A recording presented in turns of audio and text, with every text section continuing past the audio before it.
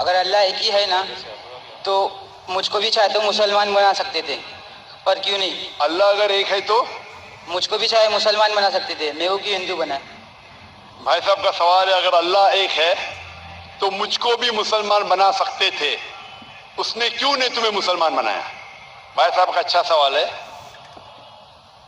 اور اس کا جواب ہے کہ ہمارے آخری پیغمبر محمد صلی اللہ علیہ وسلم فرماتے کہ ہر انسان، ہر بچہ جب پیدا ہوتا ہے وہ دین الفطر میں پیدا ہوتا ہے۔ دین الفطر مطلب وہ مسلمان جیسا پیدا ہوتا ہے۔ مسلم کا مطلب وہ انسان جو اپنی زندگی اللہ، بھگوان، ایشور، اپنے خالق کے مطابق بسر کرتا ہے۔ جو انسان اپنی زندگی اپنے خالق، اپنے اللہ کے کہے ہوئے احکامات کے مطابق بسر کرتا ہے، اسے کہتے ہیں عربی میں مسلم۔ تو ہر انسان جب پیدا ہوتا ہے، چاہے ہندو خاندان میں پیدا ہو، یا عیسائی خاندان میں، یا یہودی خاندان میں، یا مسلم خاندان میں، کوئی بھی خاندان میں پیدا ہوتا ہے، وہ پیدا ہوتا ہے مسلمان جیسا۔ اس کے بعد اس کے والدین، اس کے بڑے، اس کے ٹیچرز اسے سکھاتے ہیں۔ اگر صحیح چیز سکھاتے تو وہ صحیح راستے پہ رہتا ہے، ورنہ وہ دوسرے راستے پہ بھٹک جاتا ہے۔ ہو سکتا ہے کہ وہ بت پرستی کرنے لگے، وہ مورتی پوجا کرنے لگتا ہے، ہو سکتا ہے وہ آگ کی پوجا کرنے لگے۔ اسی لیے اگر کوئی غیر مسلم مسلم بنتا ہے، اردو میں اکثر کہتے ہیں نو مسلم، جو غلط ہے۔ انگریزی میں کہتے ہیں convert. Convert means going from one track to the other which is wrong. صحیح لفظ ہے لوٹا ہوا مسلم، کیونکہ ہر انسان پیدا ہوتا ہے مسلم جیسا، پھر اس کے والدین، اس کے بڑے کے ذریعے سے وہ غلط ٹریک پہ جاتا ہے، اور جب صحیح ٹریک پہ آ جاتا ہے واپس، صحیح لفظ ہے لوٹا ہوا مسلم۔ انگریزی میں کہیں گے ریورٹ۔ اکثر ہم کہتے ہیں نو مسلم، جو اسلامی تعلیمات کے مطابق غلط ہے۔ صحیح لفظ ہونا چاہیے لوٹا ہوا مسلم، ریورٹ۔ اور آپ کا سوال تھا کہ اللہ نے تمہیں مسلم کیوں نہیں بنایا؟ اللہ نے تمہیں مسلم ہی بنایا۔ ہو سکتا ہے کہ بچپن میں آپ کے بڑے، آپ کے والدین، آپ کے ٹیچر آپ کو صحیح راستہ نہیں دکھا سکے اور آپ غلط راستے پہ گئے، لیکن اس کے باوجود آپ اللہ کو دوشی نہیں ٹھہرا سکتے۔ آپ یہ پوچھ سکتے کہ اللہ نے کیوں مجھے ہندو خاندان میں پیدا کیا؟ اگر مسلم خاندان میں پیدا کیا ہوتا، ہو سکتا ہے کہ میں مسلمان ہوتا۔ اللہ تعالیٰ فرماتے ہیں قرآن مجید میں، سورہ فرقان میں، سورہ نمبر 25، کہ اللہ اگر چاہے تو سارے انسانوں کو مسلمان بنا سکتا ہے، لیکن پھر ٹیسٹ کیا ہے؟ اگر ٹیچر چاہے تو سارے اسٹوڈنٹ کو پاس کر سکتا ہے، لیکن ٹیسٹ کیا؟ ٹیسٹ وہ ہوتا ہے کہ ٹیچر صحیح تعلیم دینے کے بعد امتحان لیتا ہے، جو آدمی صحیح جواب دیتا ہے وہ پاس ہوتا ہے، جو غلط دیتا ہے فیل ہوتا ہے۔ تو اللہ تعالیٰ نے سارے انسانوں کو اپنا آخری پیغام دے چکا ہے قرآن مجید۔ اس کے بعد اگر انسان اس پہ عمل کرتے تو پاس ہوتے، عمل نہیں کرتے تو فیل ہوتے۔ اور اگر آپ اللہ سے کمپلین کریں گے کہ کیوں مجھے ہندو خاندان میں پیدا کیا، تو اللہ تعالیٰ فرماتے ہیں کہ آپ کدھر بھی پیدا ہو، چاہے مسلمان خاندان میں یا ہندو خاندان میں، یہ کہنا کہ ہر انسان جو مسلم خاندان میں پیدا ہوتا ہے جنت میں جائے گا، بالکل غلط ہے۔ صرف مسلمان خاندان میں پیدا ہونے کے بعد اور مسلم نام رکھنے سے انسان جنت میں نہیں جاتا ہے۔ جنت میں جانے کے لیے ایک اللہ میں ماننے کے علاوہ، اللہ کے رسول میں ماننے کے علاوہ ان کے احکامات پہ عمل کرنا چاہیے۔ ہر مسلم عمل تو نہیں کرتا ہے، تو ہر انسان جو مسلم خاندان میں جائے گا، جو مسلم خاندان میں پیدا ہوتا ہے، وہ جنت میں نہیں جائے گا۔ لیکن اللہ تعالیٰ یہ فرماتے ہیں کہ ہر انسان کو، سورہ فصلت میں سورہ نمبر 41 آیت نمبر 53 اللہ تعالیٰ فرماتے سنوریم آیاتنا فی الآفاق وفی انفسہم حتی یتبین انہ الحق، کہ بہت جلدی ہم آپ کو اپنی نشانیاں دکھائیں گے۔ اللہ تعالیٰ فرما رہے انسانوں سے کہ جلد ہم آپ کو ہماری نشانیاں دکھائیں گے ہورائزنز میں، تاکہ آپ پہ واضح ہو جائے کیا حق ہے، کیا اللہ ایک ہے، اللہ کے علاوہ کوئی معبود نہیں ہے، لیکن حق ظاہر ہونے کے بعد ہر انسان اس پہ عمل کرنا ضروری نہیں. وہ سوچنے لگے، وہ انسان سوچ سکتا ہے کہ اگر میں اسلام قبول کروں تو ہو سکتا ہے کہ میرے دوست مجھے چھوڑ دیں گے، ہو سکتا ہے کہ میرے والدین مجھے جائیداد سے دخل کر دیں گے، ہو سکتا ہے کہ مجھے میرے تجارت میں نقصان ہو. تو یہ سب چیزیں انسان کو بہت بار بھٹکاتی ہے اور حق قبول کرنے سے روکتی ہے. لیکن آخرت کے دن کے اوپر آپ یہ اللہ سے کمپلین نہیں کر سکیں گے کہ مجھے کسی نے بھی اسلام کے بارے میں نہیں کہا. اسی لیے قرآن مجید میں لکھا گیا ہے سورہ انعام میں سورہ نمبر 6 آیت نمبر 158 کہ اس دن، آخرت کے دن، اگر آپ کہیں گے کہ میرے والدین بت پرست تھے، مورتی پوجا کرتے تھے، اسی لیے میں کر رہا ہوں، تو اللہ تعالیٰ فرمائے گا یہ بہانہ نہیں چلے گا، کیونکہ اللہ تعالیٰ خود ہر انسان کے دل میں واضح کر دیتا ہے حق کیا ہے، اور واضح کرنے کے بعد آپ کے پاس کوئی شکایت کا موقع نہیں رہے گا. اور آپ کو بھی، آپ آج اس مجلس میں آ چکے ہیں اور میں نے لاکھوں لوگ کے سامنے آپ کو واضح کیا ہے کہ خدا ایک ہے، اس کے علاوہ کوئی معبود نہیں، اور محمد صلی اللہ علیہ وسلم اس کے آخری پیغمبر ہے. اگر آج آپ اس بات کو نہیں مانیں گے تو کل آپ یہ کمپلین نہیں کر سکیں گے، آپ شکایت نہیں کر سکیں گے اللہ سے کہ مجھے پتا نہیں تھا.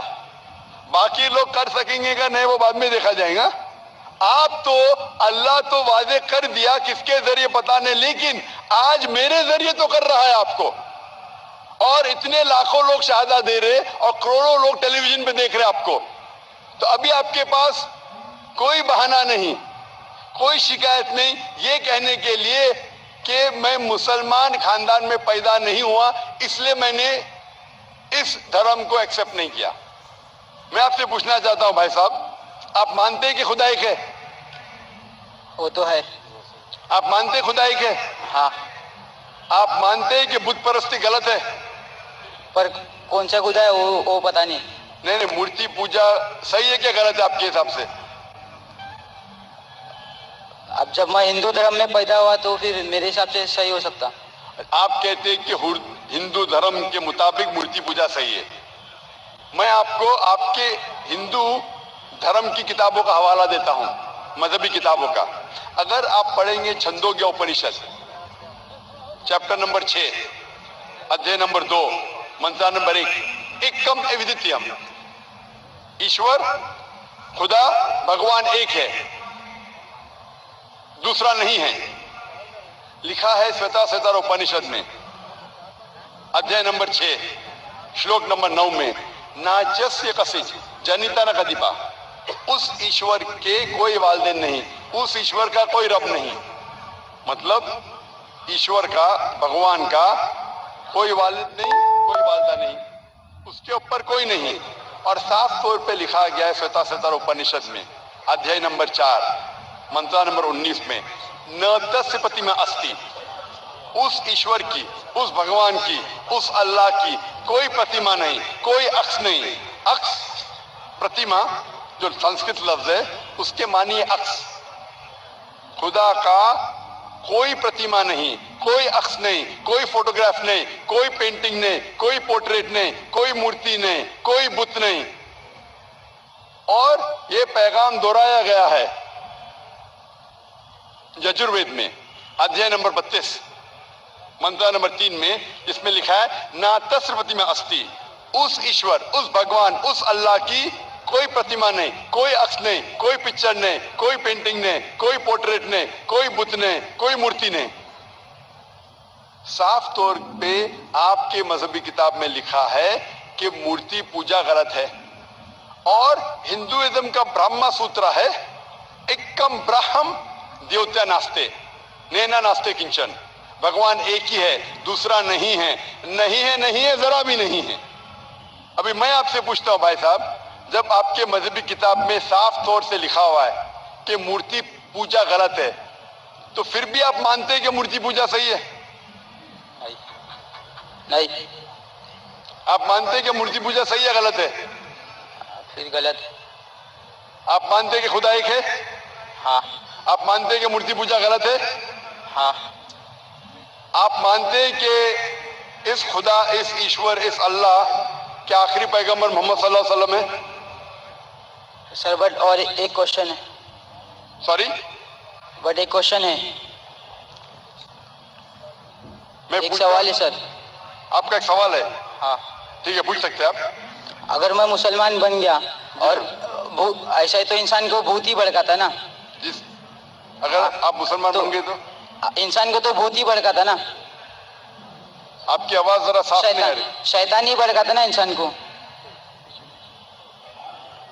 آپ اگر مسلمان بن گئے تو وہ نہیں، انسان کو تو شیطان ہی بھڑکاتا نا. انسان کو شیطان بھڑکاتا ہے. ہاں.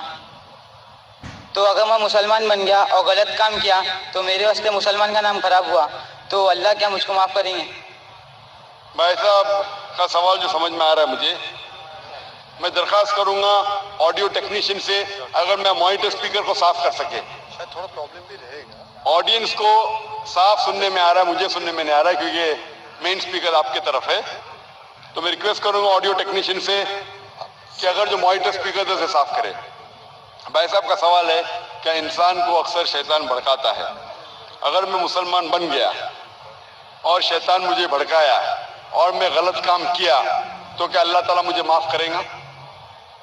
بھائی صاحب کا اچھا سوال ہے کہ اگر وہ اسلام قبول کیا اور شیطان نے بھڑکایا، اس نے غلط کام کیا تو کیا اللہ معاف کریں گا؟ دو چیزیں ہیں. ایک انسان ہے جو اسلام قبول ہی نہیں کرتا ہے. جو انسان اسلام قبول ہی نہیں کرتا ہے، نہیں مانتا ہے کہ خدا ایک ہے، بت پرستی کرتا ہے، اللہ کے آخری پیغمبر محمد صلی اللہ علیہ وسلم نہیں مانتا ہے، اس کے لیے 100% وہ جنت میں نہیں جا سکتا ہے. 100%، کیونکہ وہ ایشور کے علاوہ دوسرے کس کی عبادت کرتا ہے. دوسری طرف ایک انسان ہے جو مانتا ہے کہ ایک اللہ ہے، مانتا ہے کہ مورتی پوجا غلط ہے، مانتا ہے کہ محمد صلی اللہ علیہ وسلم آخری پیغمبر ہے اور غلط کام کرتا ہے. ہو سکتا ہے کہ جھوٹ بولتا ہے، ہو سکتا ہے کہ چوری کرا، ہو سکتا ہے وہ شراب پی رہا ہے. یہ غلط ہے، حرام ہے. لیکن پھر بھی اگر وہ بت پرستی نہیں کرتا ہے، اللہ تعالیٰ فرماتے سورہ نساء میں سورہ نمبر 4 آیت نمبر 48 میں اور سورہ نساء سورہ نمبر 4 آیت نمبر 116 میں کہ اللہ اگر چاہے تو آپ کے کوئی بھی گناہ کو معاف کر سکتا ہے، لیکن شرک کو کبھی نہیں معاف کریں گا. تو شرک کے علاوہ، بت پرستی کے علاوہ، مورتی پوجا کے علاوہ اگر آپ دوسرے گناہ کریں گے تو اللہ تعالیٰ معاف کر سکتا ہے. آپ کے پھر بھی چانسز ہے کہ آپ جنت میں جا سکتے ہیں. لیکن اگر بت پرستی کرتے ہوئے آپ مریں گے تو آپ کو جنت میں جانے کے کوئی بھی چانس نہیں ہے. اسی لیے اللہ تعالیٰ فرماتے ہیں کہ جب میرے بندے سارے دن گناہ کرتے ہیں، غلط کام کرتے ہیں، لیکن جب رات کو توبہ کرتے ہیں تو میں انہیں معاف کر لیتا ہوں. میرے بندے اگر رات کو گناہ کرتے ہیں اور دن میں توبہ کرتے ہیں تو میں انہیں معاف کر لیتا ہوں، کیونکہ اللہ سبحانہ و تعالی رحمان اور رحیم ہے. وہ رحمت والا ہے اور کرم کرنے والا ہے. آپ اگر غلطیاں کریں گے، اگر شیطان بھڑکائے گا تو پڑھو اعوذ باللہ من الشیطان الرجیم. جب آپ کو پتا چلے گا آپ نے غلطی کی، اللہ سے توبہ کرو، دعا کرو کہ پھر سے وہ چیز نہیں کریں گے اور اچھی نیت سے پھر سے اللہ کی طرف پلٹتے، اللہ تعالیٰ معاف کرے گا. پھر سے آپ گناہ کریں گے، پھر سے معافی مانگو. اللہ رحمان اور رحیم ہے. جب بھی معافی مانگو سچے دل سے مانگو، انشاءاللہ اللہ آپ کو معاف کریں گا.